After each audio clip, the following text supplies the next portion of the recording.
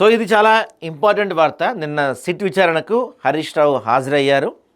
ఇక వాళ్ళ స్టైల్లో యాజ్ యూజువల్గా మొత్తం దాన్ని ఏమంటారు, ఒక ర్యాలీలా ఏర్పాటు చేసి వాళ్ళ బీఆర్ఎస్ పార్టీ నాయకులంతా అభివాదం చేసుకుంటూ ఒక పెద్ద సీన్ క్రియేట్ చేసే ప్రయత్నం చేశారు.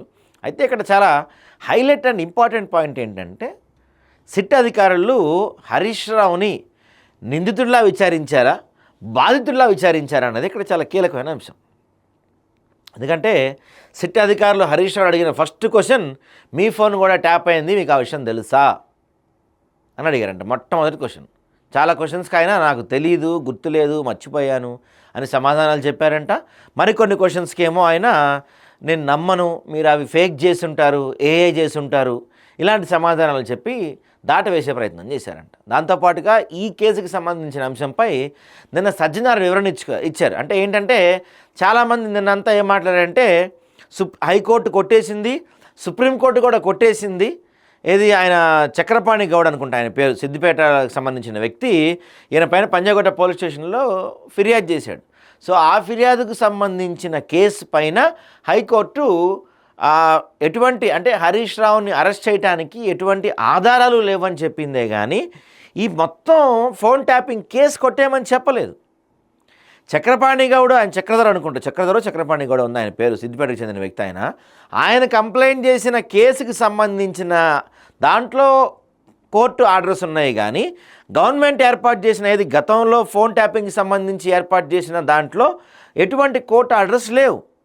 పైపెచ్చు కోర్టు ఏం చెప్పిందంటే, విచారణకు ఏమీ స్టే ఇవ్వలేదు. అరెస్టుకి కానీ వాటికి కానీ స్టే ఇస్తే ఇచ్చుండొచ్చేమో, కానీ విచారణకు ఎక్కడా స్టే ఇవ్వలేదు. ఈ అంశం చాలామంది నిన్న ఈ బీఆర్ఎస్ వాళ్ళంతా హైకోర్టు కొట్టేసింది, సుప్రీంకోర్టు కొట్టేసింది, అయినా రేవంత్ రెడ్డి తెలవకుండా దీనిపైన విచారణ వేశాడు, రేవంత్ రెడ్డి మన ఈ నైని బ్లాక్ సంబంధించిన కుంభకోణం విషయాన్ని బయటపెట్టానని చెప్పి నా పైన కక్ష కట్టాడు, ఇట్లాంటి వ్యాఖ్యలన్నీ చేసుకున్నారు వాళ్ళ సోషల్ మీడియాలో. కానీ నిజానికి అది జరిగిందా, నిజానికి అంత ఉందా అంటే లేదు. అక్కడేమి విచారణ అంశం వేరు, మీరు అనుకుంటుంది వేరు. ఓకే, ఇదిగో బయటకు వస్తూ అభివాదం జరుపుతున్నారంట. ఈ మధ్యకాలంలో మన రాజకీయ నాయకులందరికీ ఇది ప్యాషన్ అనమాట. ఎన్ని స్కాములన్నా చేయొచ్చు, ఎన్ని కుట్రలన్నా పంచవచ్చు, బయటకు వచ్చేప్పుడు మాత్రం ఇట్లా చెయ్యి ఒప్పుకుంటూ రావాలి, లోపల ఏమైనా పర్లేదు.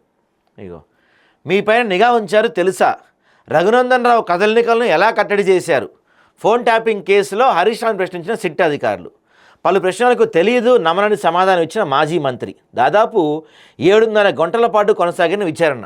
ఆయనను మరోసారి పిలవాలని సిట్ నిర్ణయం.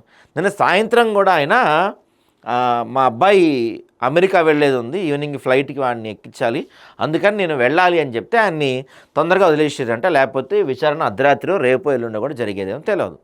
ఓకే, అప్పటికే 7.5 గంటల విచారణ జరిగింది. 7.5 గంటల విచారణలో ఈయనేమంటాడంటే, నన్ను అడిగిన క్వశ్చనే అడుగుతున్నారు, మధ్యలో ఫోన్ వచ్చింది, నేను బయటికి వెళ్తున్నారు, ఒకే క్వశ్చన్ తిప్పి అడిగారు తప్ప నన్ను ఏం అడగలేదని ఏం చెప్తున్నారు. కానీ వాళ్ళు కొంచెం బయట పెడతారు కదా, చాలా క్వశ్చన్స్కి ఈయన తెలియదు నమ్మనని సమాధానం ఇచ్చారట. ఈయన ఫోన్ అక్రమ ట్యాపింగ్ కేసులో మాజీ మంత్రి హరీష్ రావును ప్రత్యేక దర్యాప్తు బృందం 7.5 గంటల పాటు సుదీర్ఘంగా విచారించింది. పలు ప్రశ్నలకు ఆయన గుర్తులేదు, తెలియదు, నేను నమ్మని సమాధానం ఇచ్చినట్టు తెలుస్తుంది. ఈ కేసులో విచారణకు రావాలంటూ సిట్ నోటీస్ ఇచ్చిన నేపథ్యంలో హరీష్ రావు మంగళవారం ఉదయం 11 గంటల సమయంలో జూబ్లీహిల్స్ పోలీస్ స్టేషన్లో సిట్ కార్యాలయం చేరుకున్నారు. తొలుత తనను కేసులో ఇరికించే ప్రయత్నం చేయొద్దని, అవసరమైతే కోర్టుకు వెళ్తానని హరీష్ రావు సిట్లోని 3 అధికారులను ఉద్దేశించి అన్నట్టు తెలుస్తుంది. విశ్వసనీయ సమాచారం మేరకు 2018 శాసనసభ ఎన్నికల అనంతరం మీతో పాటు అప్పటి బీఆర్ఎస్ మన సీనియర్ నేత ఫోన్లపై ఏడాది పాటు నిఘా ఉంచిన విషయం తెలుసా అని సిట్ అధికారులు ప్రశ్నించారు. ఈయనతో పాటు 2018లో ఉన్న సీనియర్ నాయకుడు ఎవరు, మన ఈటెల రాజేంద్ర అయి ఉంటాడు బహుశా.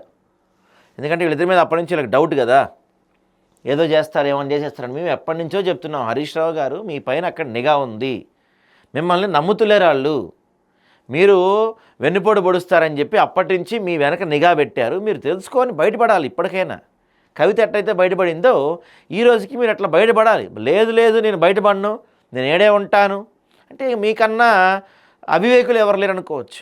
మీరు చాలా మాస్ ఫాలోయింగ్ ఉన్న వ్యక్తి, కొంత ప్రజా సమస్యలు తెలిసిన వ్యక్తి, కొంత జనంలో మీరు తిరిగిన వ్యక్తి, ఇట్లా అనుకునే వాళ్ళం మీ గురించి, కొంత తెలివైన వాళ్ళు అనుకునే వాళ్ళం మీ గురించి మేము. కానీ సిట్ అధికారులు పూర్తి ఆధారాలు సహా అరే బాబు మీ ఫోన్ కూడా ట్యాప్ చేసిరండి అని చెప్పి చూపించినా కూడా నేను నమ్మను అంటే ఇక అంతకు మించిన అవివేకం ఇంకోటి ఏముండదు. మీకుంటేనే మీరే దవ్వుకుంటున్నారు. ప్రత్యేకంగా ఎవరు దవ్వనవసరంలా మీకు. బీఆర్ఎస్ పార్టీలో మీ పరిస్థితి ఏంటో, మీ గతే ఏంటో, రేపటి రోజున కేసీఆర్ లేకపోతే మీ గతే అదో గత అనే విషయం మీరు గమనించాలి, ఆలోచించాలి. లేదు మా బావ మంచోడు అని చెప్పి ఇలా హగ్గులిచ్చుకుంటే హగ్గిచ్చుకొని వెనకాల నుంచి పొడుస్తున్నాడు మిమ్మల్ని. మీకు అర్థమైతే ఆ విషయం, లేకపోతే అర్థమయ్యి ఏం చేయలేక సైలెంట్గా ఉంటున్నారా అనేది అర్థం కావట్లేదు మాకు. రాష్ట్రంలో ఉన్న ప్రజలందరికీ అర్థమవుతుంది మీకు వెన్నుపోటు పొడుస్తున్నారని. మీరేమో నేను ఇంకా రేవంత్ రెడ్డి తాట తీస్తా, రేవంత్ రెడ్డి తొడగొడతా అని చెప్పి మీరు మాట్లాడుతూ ఉన్నారు. మీరు లేకపోతే హరీష్ రావు గారు, మీరు లేకపోతే పార్టీ లేదు, పార్టీ ఖతం. కేసీఆర్ గారి ఆరోగ్యం బాగాలేదు, ఆయన బయటకు వచ్చి మాట్లాడలేని పరిస్థితిలో ఉన్నారు. ఆయన ఈ టైంలో పోరాటాలు గట్రా కూడా ఏమి చేయలేని స్థితిలో ఉన్నారు కేసీఆర్ గారు. మరి ఇప్పుడు ఇంకెవరున్నారు మీ పార్టీలో కేసీఆర్ తర్వాత? కేటీఆర్ అనుకుందాం. కేటీఆర్కి ఏమీ తెలియదు, అంటే తూరాదు ఆయనకి.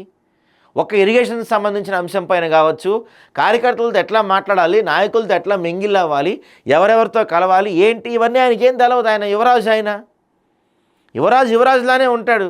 మీరుండబట్టే ఆ రాజ్యం నడుస్తుంది ఈ రోజుకి కూడా. ఒక రాజ్యానికి బలమైన సైన్యాధ్యక్షుడు ఉన్నప్పుడే ఆ రాజ్యం నిలబడుతుంది. ఈ రాజ్యానికి బలమైన సైన్యాధ్యక్షుడు మీరు ఉండబట్టే రాజు లేకపోయినా నడుస్తుంది రాజ్యం. కానీ మీరు మాత్రం కట్టప్పలాగా ఇలా ఈ సింహాసనానికి నేను విధేయుడినైనా అని చెప్పి మీరు ఉంటున్నారు. కానీ వెనకాల నుంచి మీకు ఒడుస్తున్నారు. మీరు ఆ విషయం తెలుసుకోలేకపోతున్నారు పాపం. రైట్. ఫోన్ అక్రమ ట్యాపింగ్ కేసు నిందితులు ప్రభాకర్ రావు, ప్రణీత్ రావులతో శ్రవణ్ రావుకు మధ్య జరిగిన సంభాషణలు, లావాదేవీల గురించి సిట్ అధికారులు ప్రశ్న అడిగారు.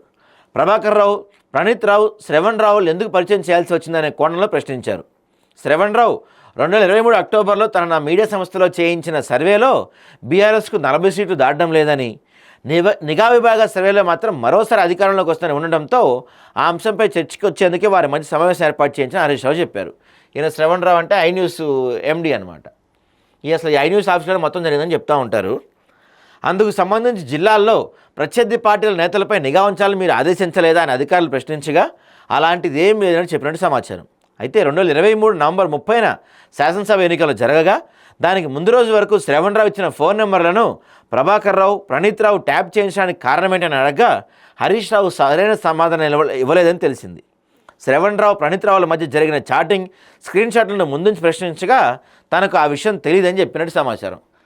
తెలియదని అడగని జరగలేదనలేదు అనుకుంటా. మరి ప్రభాకర్ రావుతో సంబంధాల విషయంలో పలు ప్రశ్నలకు హరీష్ రావు సమాధానాలు దాటవేసినట్టు తెలుస్తుంది. ఆయనతో పెద్దగా సంబంధాలు లేవని, ఆయన తనవి నేపథ్యం తనకు తెలియదన్నట్టుగా సమాచారం. మరి నిరంతర నిఘా ఎలా సాధ్యమైందంటే, దుబ్బాక ఉప ఎన్నిక సమయంలో బీఆర్ఎస్ తరపున ఇన్ఛార్జిగా ఉన్న మీరు బీజేపీ అభ్యర్థి రఘునందన్ రావు కదలికలపై నిరంతరం నిఘా ఉంచడం, కట్టడి చేయడం ఎలా సాధ్యమైందని సిట్ అధికారులు ప్రశ్నించారు. రఘునందన్ రావు చెందిన వాహనాన్ని పోలీసులు క్షుణ్ణంగా పరిశీలించాల్సిన అవసరం ఎందుకు వచ్చిందని అడిగారు. ఫోన్ అక్రమ ట్యాపింగ్తోనే అది సాధ్యమైందని ఫిర్యాదులు అందాయని చెప్పారు. ఆ విషయం తనకెలా తెలుస్తుందని హరీష్ రావు బదిలించినట్టుగా తెలుస్తుంది. మరోవైపు ఆర్థిక శాఖ మంత్రిగా ఉన్న సమయంలో నిఘా విభాగానికి అవసరమైన పరికరాల కొనుగోలుకు అత్యధికంగా నిధులు మంజూరు చేయాల్సిన అవసరం ఏంటని సిట్ అధికారులు ప్రశ్నించగా పోలీస్ శాఖ నుంచి వచ్చిన విజ్ఞప్తి మేరకు అలా చేయాల్సి వచ్చిందని చెప్పినట్టు సమాచారం. ఇక హరీష్ రావు విచారణ సుమారు 7:30 గంటల పాటు సుదీర్ఘంగా సాగింది. తన కుమారుడు మంగళవారం రాత్రి విమాన ప్రయాణం ఉందని హరీష్ రావు తెలపడంతో విచారణను ముగించి పంపించేశారు. ఈ కేసు దర్యాప్తు సంబంధం ఉన్న సాక్షులను ఎట్టి పరిస్థితుల్లో సంప్రదించొద్దని, ప్రభావితం చేయొద్దని అధికారులు ఆదేశించారు. ఈ కేసులో హరీష్ రావును త్వరలో మరోసారి విచారణకు పిలవాలని సిట్ నిర్ణయించింది. 1-2 రోజుల్లో మరోసారి పిలిస్తే హరీష్ రావుతో పాటు ఇంకా ఇద్దరు ప్రముఖులు అంటే ఎవరుంటారు? కేటీఆర్, కేసీఆర్ ఉంటారు మహా అయితే. ఫోన్ అక్రమ ట్యాపింగ్ కేసు దర్యాప్తు, రాజకీయ నేతలు, వ్యాపారవేత్తల ఫోన్లను అనధికారికంగా చట్టవిరుద్ధంగా ట్యాపింగ్ చేయటం, వారిపై నిఘా ఉంచడం వంటి తీవ్ర ఆరోపణలపైన 2024 మార్చి 10 నుంచి జరుగుతుందని హైదరాబాద్ కమిషనర్ వి సజ్జనార్ తెలిపారు. ఇప్పటికే కొందరు నిందితులపై ప్రధాన అభియోగ పత్రం దాఖలు చేశామని, ఇంకా లోతుగా దర్యాప్తు జరుగుతుందని పేర్కొన్నారు. అయితే సుప్రీంకోర్టు ఆదేశాలున్న హరీష్ రావును విచారిస్తున్నట్టు జరుగుతున్న అసత్య ప్రచారమే అని ప్రజలెవరూ దాన్ని నమ్మొద్దని ఆయన కోరారంట. సో ఇది పరిస్థితి అండి. యాక్చువల్గా పాపమైన నిందితుడా బాధితుడా ఆయనకి క్లారిటీ లేదు.